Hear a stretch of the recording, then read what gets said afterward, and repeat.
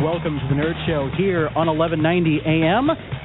Streaming online, iHeartRadio.com, keyword 1190 AM. That's so funny. What? Everyone simultaneously went to your volume control. Am I too loud? No, you're fine. Okay, good. That was just funny. Everyone just synchronized. It was crazy. Because we were busy reading comic books up until the start of the show. Indeed. And then we got to get everything in order. Yeah, Thaddeus is still reading, actually. Like nerds. I'm the fastest reader ever. You're the funniest liar ever. I am. Nice. Of course, this is Sunday night.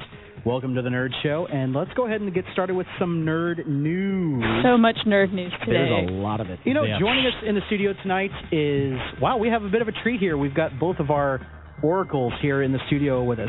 Ben gave us the jazz hands while he said that. I did. I don't know why I did, but I did. Next segment, it'll be spirit fingers. Oh, goodness. And then he's going to do a cartwheel. I'd love to see that. Thaddeus, of course, is in the studio with us this evening. Hello. And as you've already heard, we have Stephanie, lovely guest host as well. Hello again. Hello. And actually, guest host Glenn is back in town with us now. Yay. It's crammed in here. We've had so many people. I know, it's crazy. We need some bigger Nerdville Entertainment Studios. Ooh. I'm working on it. Yes. I'm working on it. To be fair, this is a fairly large table. It is. We're doing all right. But I can still reach you with my foot. If you that was you? You're welcome. All right, this is getting to a weird place. Nerd news. Hi. All right, I have some news. Stephanie, let's start off with you. Some Matt Smith Doctor Who news. Ooh, exciting news, especially for all you Matt Smith fans out there. It has been announced that Matt Smith will be the Doctor for at least until 2014, for at least the current contracts has been signed. He's been saying his first episode for this new season sounds great, and he is excited to move forward. Now, that was interesting because there was a little bit out there that he might not be coming back, wasn't there? Yeah. There were rumors speculating around that, basically, because it came up in some interview where they were talking to Matt Smith, and it kind of got released that he was eventually planning on leaving, but there was still speculation on exactly when that was going to happen. Well, you can say that of any Doctor character. Well, you can say that about anybody in television. Yeah. I mean, anybody's liable to pull the plug at any point, and anybody's liable to move on at any time. Unless it's just you're the Kelsey nature Grammer, of the business. you're gonna want to play another character. Right. Yeah. There's a Frasier joke. If anyone is out there listening, he plays character. He's the boss now. Well, yeah. You know, after 25 years of Frasier, yes. He wasn't. Oh, okay. It's if you're counting. Yes, I am. All right, fight. He did play the character of Frasier, but Frasier had his own show, which was separate from Cheers, and he did lots of other work in between. And boy, that's such a Sheldon moment for you, man. It is. It really that's was. Fine. I have to explain it. I'll give it to you. I'll give it to you. You're fine. Your math is correct. Ha. Acceptable. The one time it is.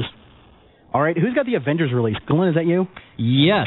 We have actually a hard time date, correct? Yes, it is May 1st, 2015. That's our Avengers 2. Yes, and that was straight from Disney. Nice. So Joss Whedon and another epic film. Yes. It'll be spectacular. Want to hear about the rumors? Rumors? There are rumors. Oh, do tell. For better or worse, right? There are rumors that Vin Diesel will be involved, as well as Clark Gregg, who we all know and love. Now, how would they incorporate those two? With reports of being Vision. What? No, Vin Diesel. No. That's I'm just saying. No. Those are the rumors. I boycott. I veto Vin Diesel.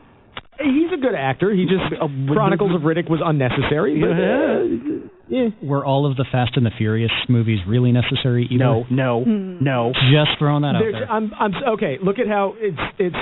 I'll relate that very quickly to look at how New Line as a movie studio made all of their money by making base films with set budgets designed to be profitable, and then invested all of that money into Lord of the Rings, which we all know and love.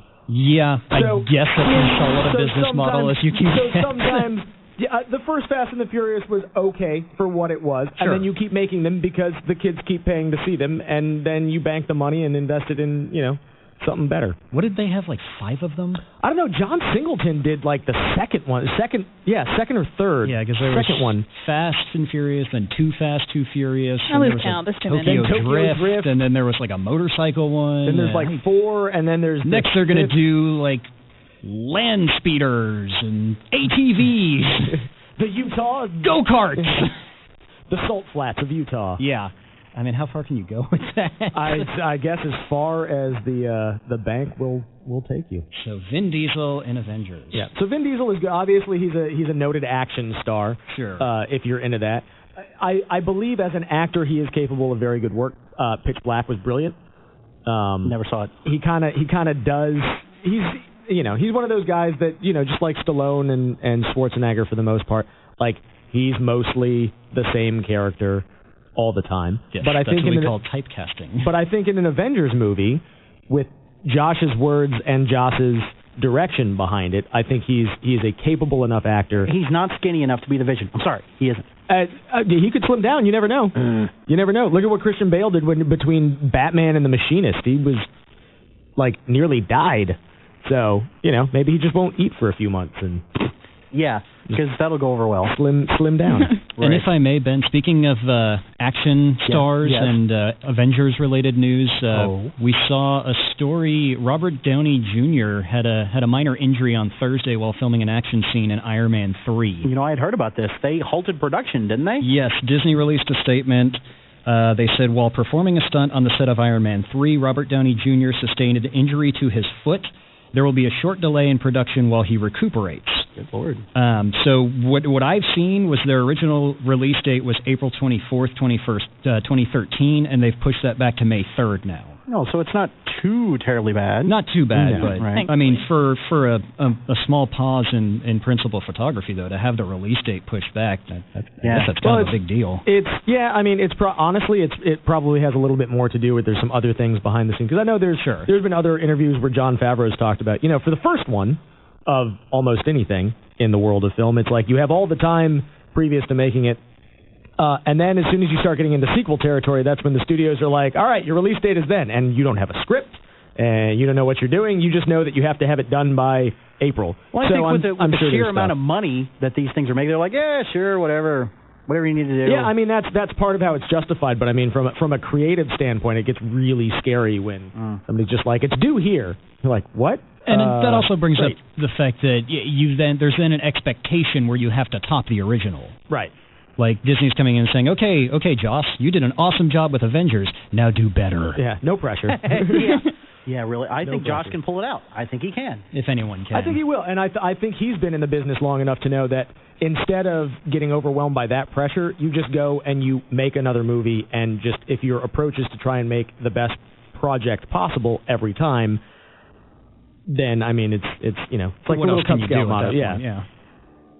All right. So. Well, we actually have more nerd news that we're going to get to, but we'll wait until about 7:30 because coming up next, we've got Greg Agius from High Moon Studios because Fall of Cybertron is coming out. Woo! Transformers Fall of Cybertron coming out this Tuesday. We're going to get him on the air next, and we get to talk to him about all the cool stuff that's going to be with the game. Yes. So excellent. You're listening to the Nerd Show here on 1190 AM. Oh, that was my own volume. I'm sorry. We'll be right back. Metroplex heeds the call of the last cry. All right, you're listening to the Nerd Show here on 1190 AM, streaming online, iHeartRadio.com, keyword 1190 AM. I so ripped that from the trailer. I love this song. That was such a great trailer. Oh my goodness. All right, you can catch us on Facebook. I believe, Stephanie, you're on Facebook right now, right? Yes, I am. Excellent. Anybody talking over there? Not too much, no. People talk on Facebook. Yeah. I know you're out there. They're too busy listening to us. Exactly. Nice. Glenn, you're on Twitter, aren't you? Yes, I am. Excellent. So, yeah, shoot us up on Facebook or Twitter and leave us some comments, and we'll talk about it on the air. All right, let's actually bring that down a little bit because we actually have a guest joining us via phone. Greg Agius from High Moon Studios. You guys have been quite busy, haven't you? Oh, hey, guys. Great to join you today. Yeah, it's been very busy here in San Diego with Fall of Cybertron, our follow-up to War for Cybertron. We're excited. It's coming out this week. Now, you and I had actually talked back in April at BotCon 2012, and you all had a booth there, and it was just breathtaking looking at, because I believe you just released the gameplay for Grimlock, I believe, if memory serves correctly. Now, that's one of the levels we were showing off was Grimlock. This is the first time he's really been playable in a video game, certainly in his T-Rex form. So, it was a big reveal there. That is spectacular. It looks amazing. I mean, the War on Cybertron looked fantastic, but it looks like you guys put extra time and energy into the looks, and hopefully the cinematic team is also having a heavy hand in it, because the release, all the promo releases and the cinematics that I've gotten a chance to see look spectacular. So, and what a lot of people don't realize is that there's not a lot of games out there that take place on a world of metal, basically. So one of the things that you might not notice right away, but if you took the time to look at it, would be, look at our environments and look at all the metal, the different types of metal and different textures we have. We've had to do so many things to make the environment look varied. It's one of the biggest things for me personally that strikes me when I play War for Cybertron versus Fall of Cybertron, is just the look of the game is so much more rich. The planet feels so much more real and alive. Yeah. And our artists are they're just phenomenal. How you spend that much time thinking about metal, 2.5 years? That's a long time. Actually, Ben and I were having a brief conversation off the air where he was talking about, looking at the two, some of the different promo clips and stuff online. He made that exact comment that everything looks a little more saturated and richer feeling in this new release, which just from a visual standpoint, I'm incredibly excited about. The arc. I'm a Trans fan going all the way back to '84, and when I was looking at that Bumblebee. I can't talk right now. I'm so excited. It's the Bumblebee demo that y'all put out, and I'm like, I'm going through the arc, and this is awesome. I'm super excited about in the commercials that you guys are going to start airing or have been airing for a while now. The Metroplex. Yes. Yes. That is. How did that come about? Other than it seems like a logical conclusion. We had. The Trypticon. Trypticon. Well, Trypticon's the big bad boss at the end of the first game. Yeah, Trypticon and Omega Supreme in the last game, and. We've got Metroplex in this game, and then Metroplex.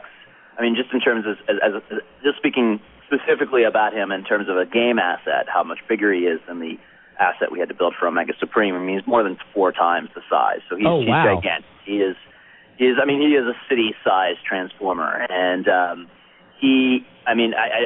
no spoilers, but when you go and you pick up the game, and when he first burst onto the scene, that is my favorite moment of the game. I remember seeing that moment way back, more than a year ago, when we had the first early drafts of it, and we got to watch it at a slice of the game review, and just chills down your spine. And there's a lot of that in the game. First time I saw Grimlock transform, just chills down my spine. Grimlock's one of the best. He's the T-Rex, man. How can you go wrong? Well, what's even better is they got y'all got Gregg Berger to come back and do the voice for Grimlock. Gregg Berger is awesome, and I tell you, why we did that is, I will take credit personally for listening to this.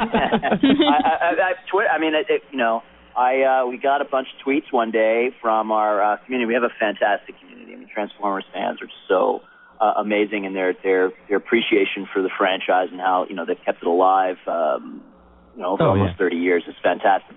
They suggested it, and we walked it over to our Rob Burns, who and Dave Cravens, who handle a lot of the casting for that, and they did it. They went and found him, and they did it.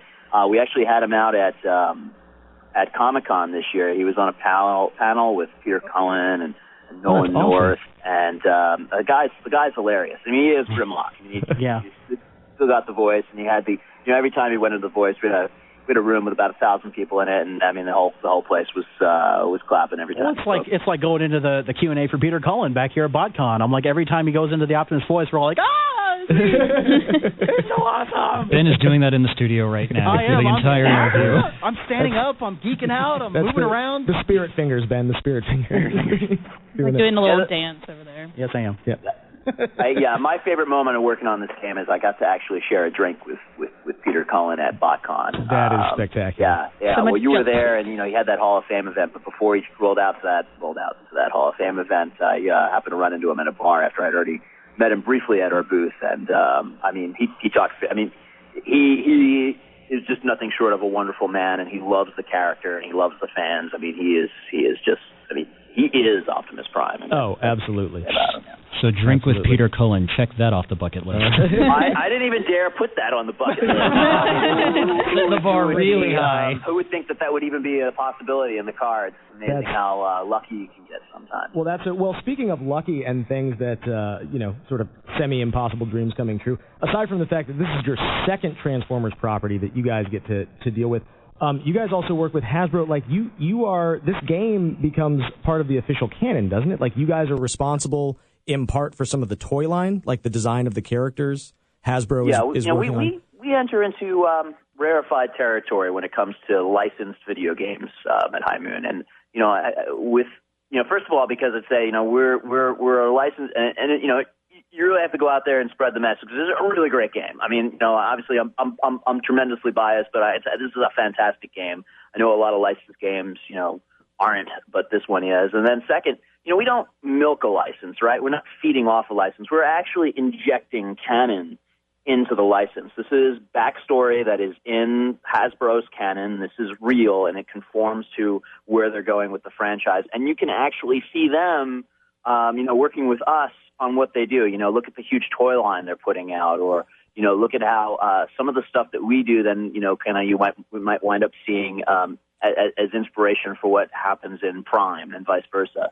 So that's really, really rare, and it's a great privilege. And the biggest joy a lot of our artists have is that we just started getting the toy line, some gifts from Hasbro from some of the stuff that they've created. And, that's amazing. Yeah, so some of the things that you guys got to model and put together for the game, you can now play with on your desk, basically. Yeah. Well, if you want to open it from its packaging, a lot of people don't.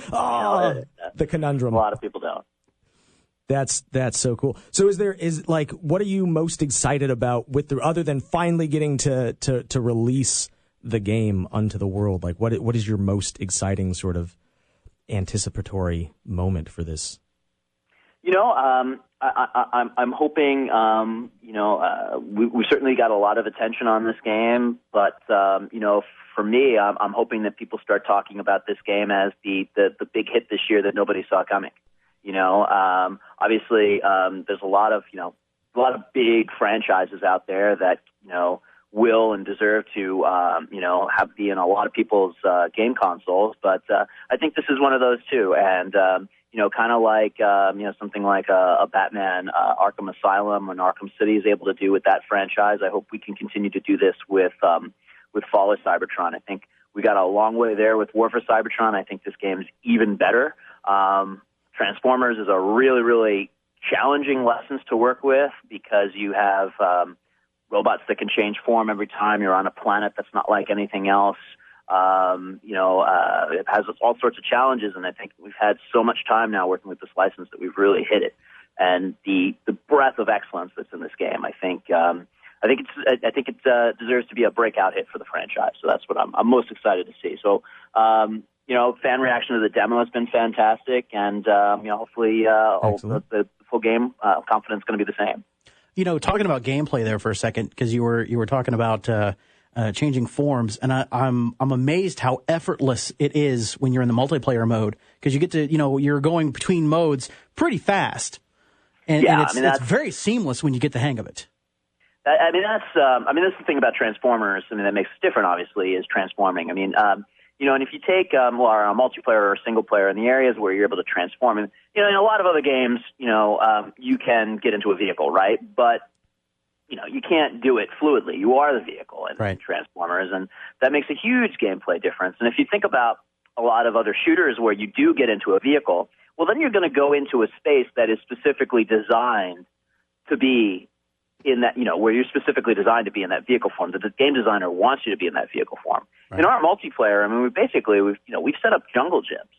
You can be in robot form, you can be in vehicle form whenever you want, right? That's the choice. It's up to the player on how you want to play it.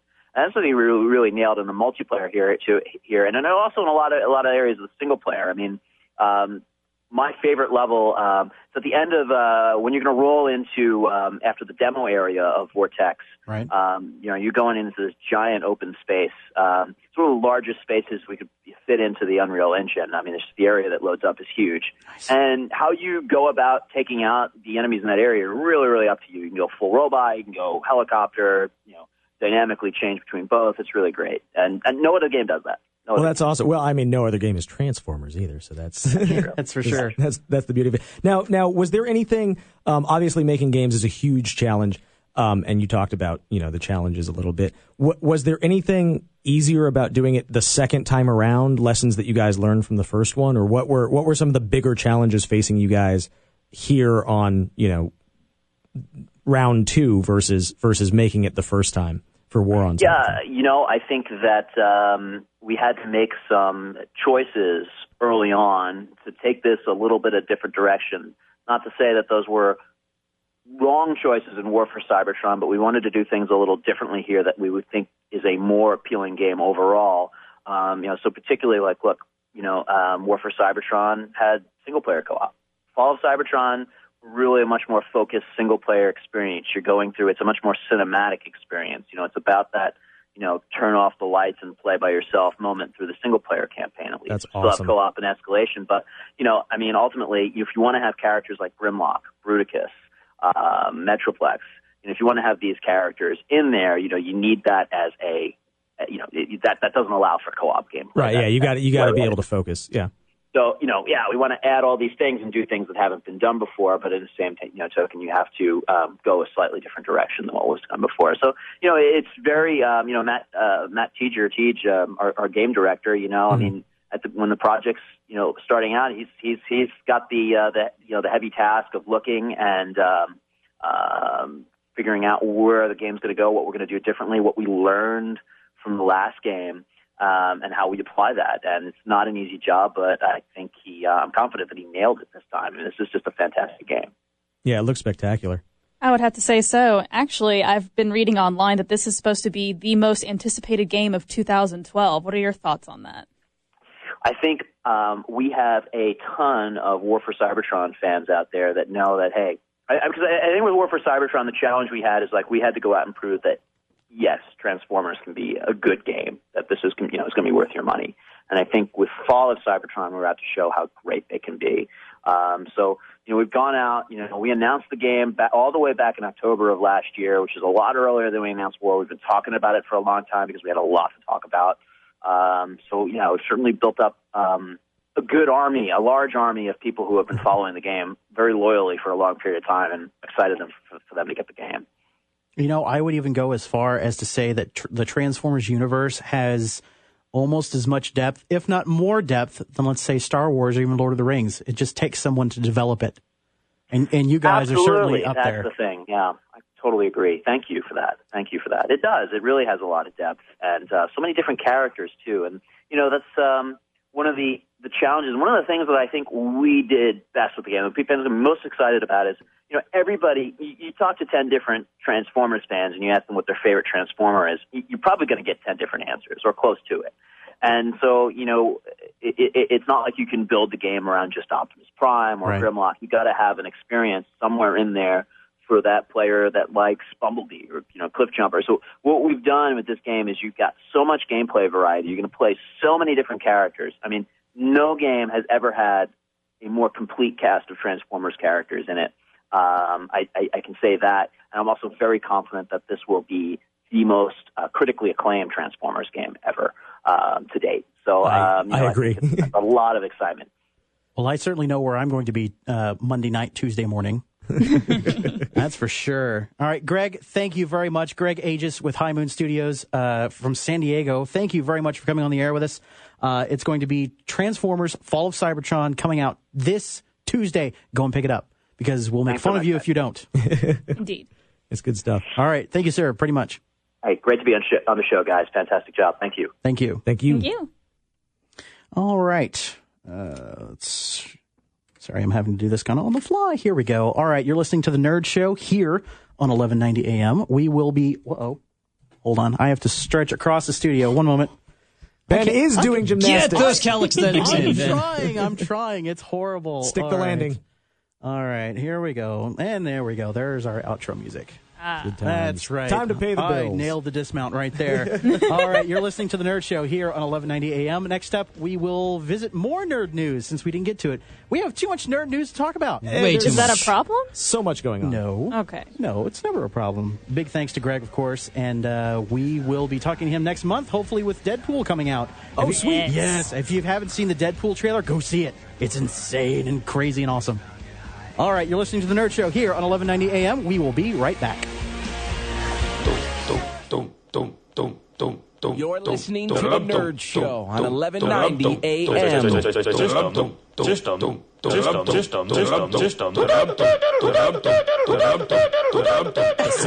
is down. The system is down. See, and that's the problem I have with my goodness, that's loud. Well, you're too busy flicking on and off the lights. We're having light switch rave. Light switch rave. You're listening to The Nerd Show here on 1190 AM. Streaming online, iHeartRadio.com, keyword 1190 AM. Of course, that is Strong Bad. A little bit of old school stuff right there from HomestarRunner.com. Runner. Loving it. Classic. And it's over. There you go. That's okay. That was short to begin with, so that's no problem. All right. Ooh. Let me grab my high-tech tablet I have in front of me here. Yes. See, everyone walks into the studio. I was like, oh, I'm on my Mac something, and I have a new, iPad. Well, look at my tablet. Ben has a new notebook. Yes. I have a new Literally notebook. a book full of pages. Yes. Yes, it's 80 pages, college rules. So, booyah. I don't have to save my work. Look at this. I have it written down. But you don't have spell check. Oh. I am spell checked. Ben spell good. What? Ben need English. That's impossible. Yes. Ben spell good. Ben always spells good because Ben understands exactly what he's writing in his tablet. So there you go. Indeed. Well, what? Back to nerd news then. That's right. I have with your fancy notebook. Thank you. This is going to be all right. It's going to be a theme. That's right. So I'm just pushing my buttons now. Don't all right. I always do that? You do, yes. All right. WWE and Scooby-Doo. What is this weirdness I'm talking about here? Oh, dear Lord. Yes, it was a story I came across earlier today, and I really had to read through it like 5 or 6 different times to make sure it was actually a story. Right.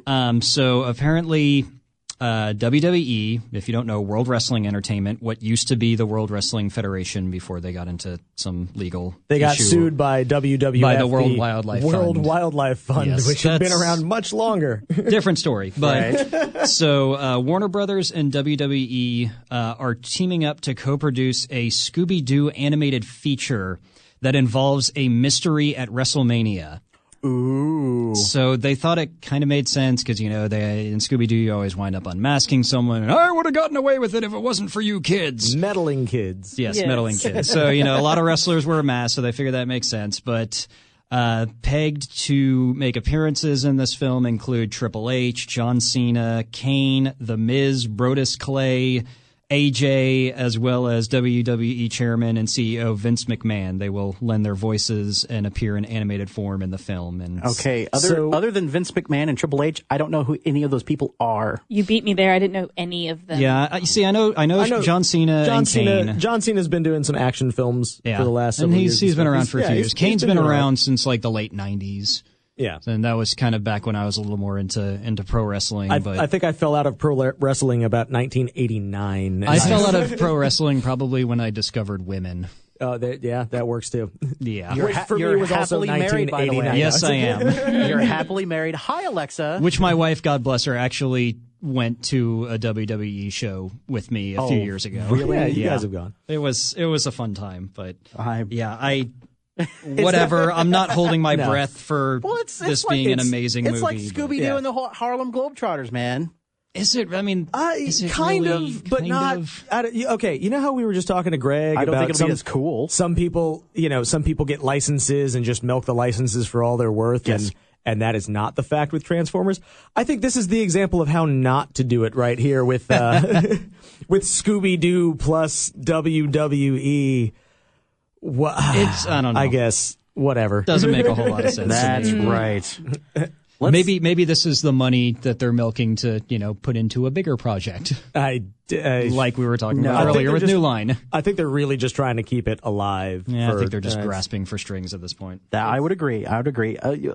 This Final Fantasy VII stuff. Let's move on to a happier story.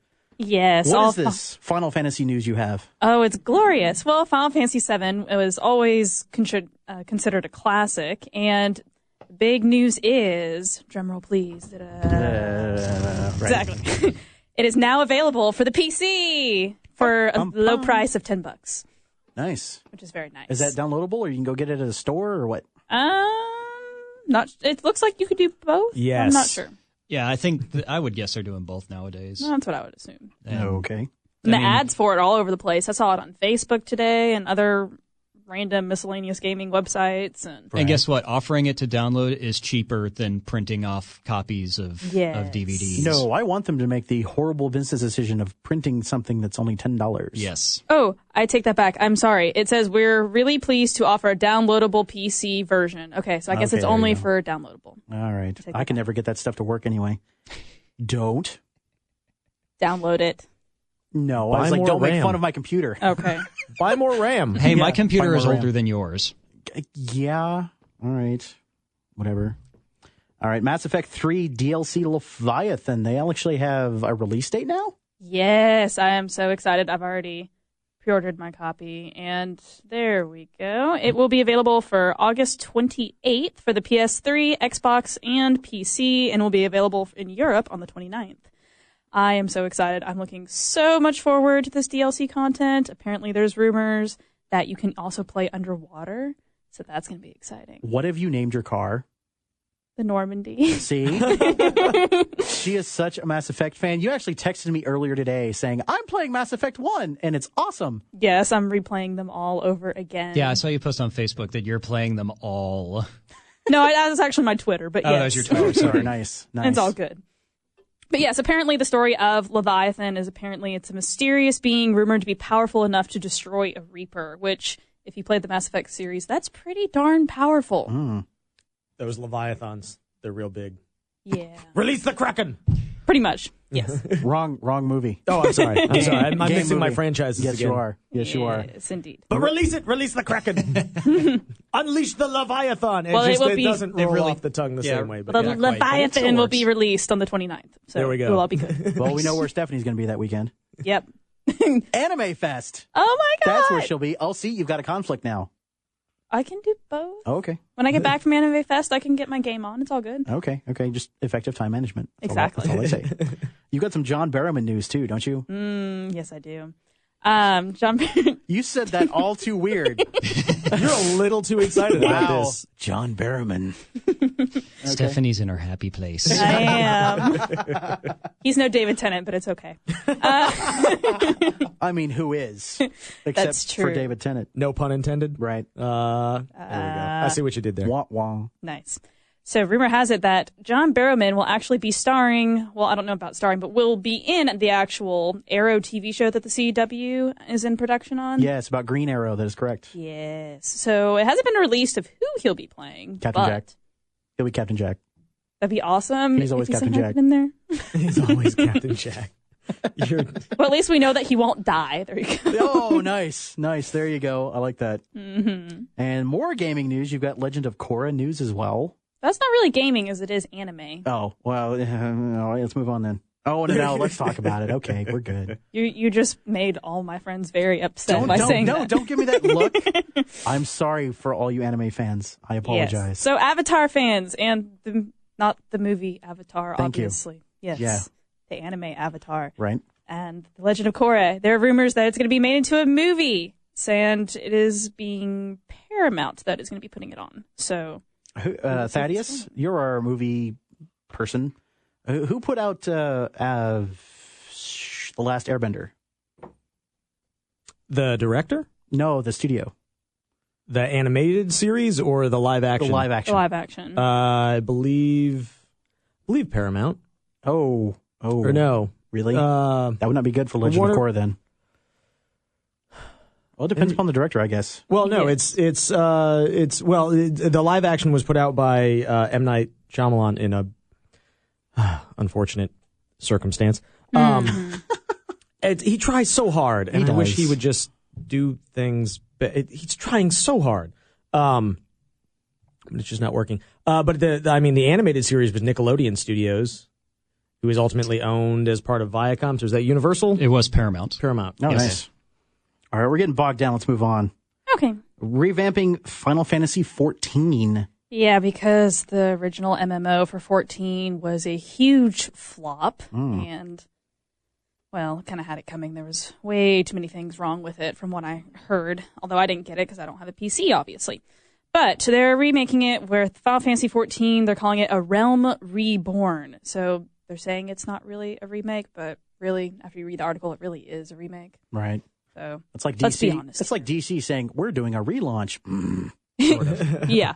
Pretty much. But we're still using thing. select past material. Yeah. But people don't need to panic. For those who did play the Final Fantasy XIV, there is going to be a way to import your character and all this into the new, this new reboot, The Realm Reborn. So do not freak out about your account. So everything. So it sounds like they're doing it intelligently. All is not lost for people who were loyal and for people who are just waiting for them to revamp.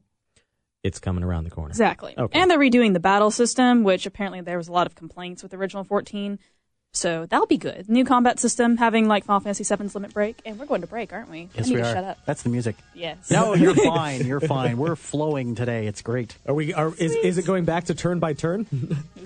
Choose fire. No. I don't think it's going to be doing that old school. But that's the most fun. Sad, Obvious exits are north, south, and Dennis. That's a good Homestar Runner reference right there. Very good. Nice. Swish. Nailed it. All right. You're listening to The Nerd Show here on 1190 AM, streaming online, iHeartRadio.com, keyword 1190. Next up, we will be talking weekly comic book review brought to you by Keith's Comics. We'll be reviewing Rorschach #1. And I see everyone groaning in the studio. Okay, we'll get to that right. Yeah, that's right. We'll get to that next. You're listening to The Nerd Show. Greetings, Starfighter. You have been recruited by the Star League to defend the frontier against Zur and the Kodan Armada. It's the Nerd Show.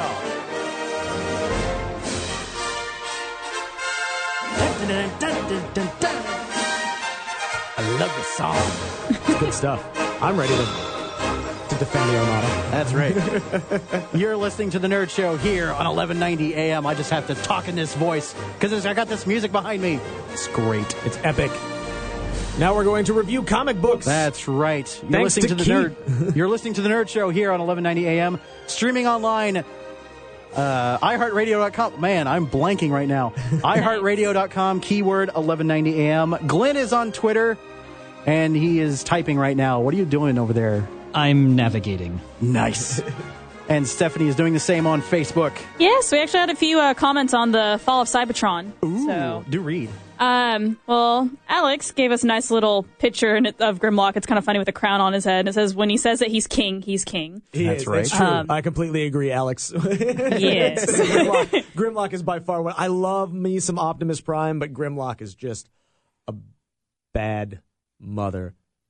Shut your mouth. That's right. That's right. Yes. And then, of course, Joe writes, not even close. I'm looking forward to Fall of Cybertron, but Mass Effect 3 was far bigger a release, just to name one. So there's some controversy. Who wrote that? Joe. Joe? Yes. All right. Whatever, Joe. All right. Let's get on to the... We are clearly split. I'm going to get torn apart on Facebook and Twitter now. I don't know. I never...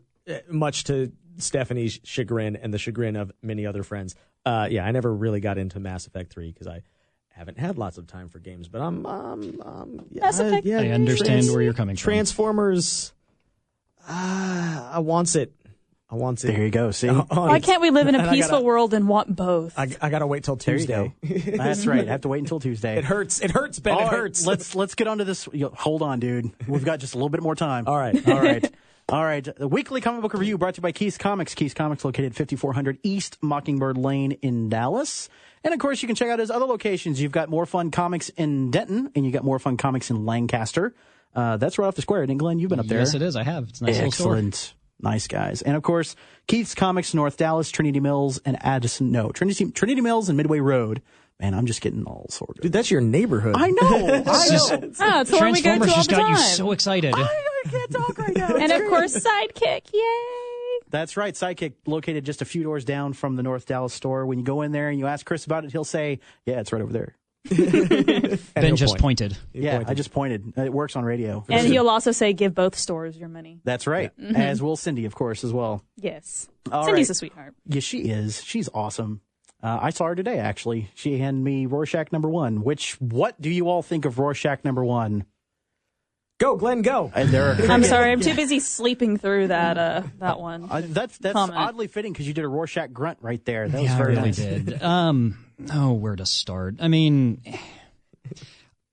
beginning. As I keep saying on so many of these books, the artwork, I love the artwork. The inking is great, but there are so many ways you can go with Rorschach, and you don't get any of his personality in this at all. And other than he's really angry. Yeah, so it's angry. like, and they play the whole like, oh, I'm angry and I hated my mother, and it's she slept around, and this city is a filth hole. Yeah, so I mean, they're trying to play up the whole like filthy, crime-ridden city, but I just feel like what I said before the show, there are like they take the 3-act formula, but they take it just so literally. There are 3 very distinct parts of the book, but it's like, here's the first part.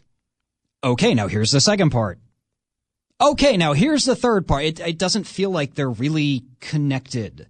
Like the book just feels very disjointed. It feels like very first or second draft, which I mean, I don't like it because I like Brian Azzarello as a writer, and I don't get it. I don't know if this was just pushed into production but yeah, it's just the storyline just doesn't seem to follow. I don't know. It's definitely disconnected in this first book. I think my suspicion is Brian is smart enough.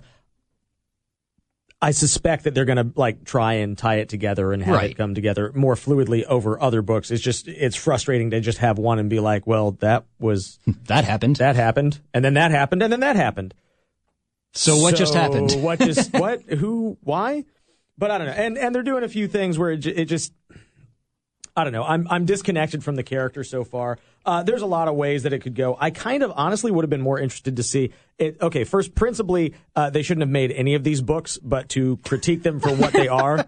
Tell us how you really feel, Thaddeus. To critique them for what they are as books. I'm looking at it and saying I would have been more interested to kind of see more of Rorschach, sort of like a fall from grace kind of story, and sort of figuring out more of, like the overeducated kid who decides to like donate all his money to charity and go. And that's the thing. You don't get any personality from him at all. Other than he's just angry. Yeah. It falls really flat. And now we get to not to spoilers or whatever, but he ends up in a cafe at the end, and there is a well-drawn, a waitress who is drawn to look attractive. And I suspect, since the book plot starts with a murder, and they're trying to put those two things together, my suspicion is they're going to kill Blondie at some point in this run. That's of this the waitress, book.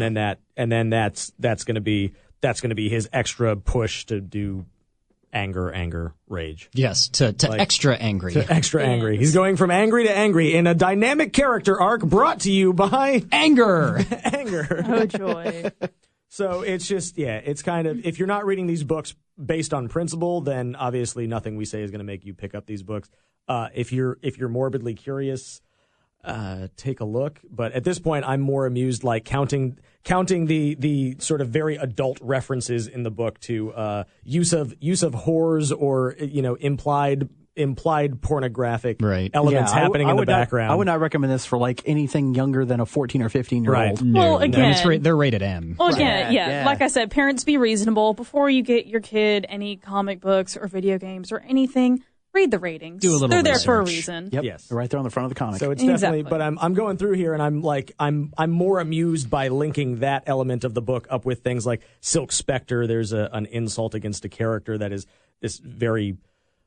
Her mom is a porn star. Yeah, she did. She was in like a Tijuana Bible or something like that, and some other. So at this point, I'm having more fun connecting those elements between the different Before Watchmen books than I am actually reading the Before Watchmen books. Right. So right. that's of the ones that have been out now, because it's pretty much issue 2 on all the books right now. That's Night Owl, Right. Ozymandias, Comedian, Silk Spectre, and Minutemen. I would say Comedian and Night Owl are pretty much the 2 front runners, I think, in my opinion. See, I've enjoyed Comedian. I know I didn't get to the second issue of Night Owl, but I know one of the things in that is that it didn't really give you anything that hasn't already been said. That's true. But I enjoyed the Comedian. I read the second one today. It's a little convoluted and a little more difficult to follow.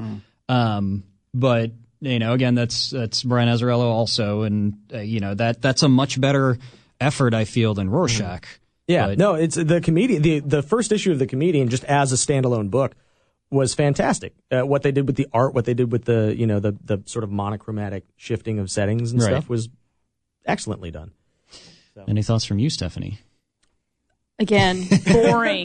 Boring. She just can't get herself to it. Yeah, you went through the book in like 4 minutes. Yeah, Well, it doesn't I was help. really disappointed because Rorschach was one of my absolute favorite characters in the movie and as well as the graphic novel. Right. And then we get to these Before Watchmen. I'm like, really? There's so much you could have done to look into. He's like every psychologist's dream. So many problems to look into. But he's angry. He's so angry. Yes, but explore why the anger, not just some boring story that'll put me to sleep. Well, at least it's not Batwoman, as Glenn that's also true. put it. Nice. I say if you're going Before Watchmen, check out Comedian. I'm still pretty sold on that. Or Night Owl. That's my favorite. Night Owl's good, too. Yeah, I would go with those 2. You're listening to The Nerd Show here on 1190 AM, streaming online, iHeartRadio.com, keyword 1190 AM. Big thanks to Greg Agius from High Moon Studios for joining us. Greg. Thank you. Thank you so much. And, of course, thank you for Stephanie, Glenn, and Thaddeus for joining us this evening as well. Of course. Thanks, guys. The Nerd Show is a production of Nerdville Entertainment.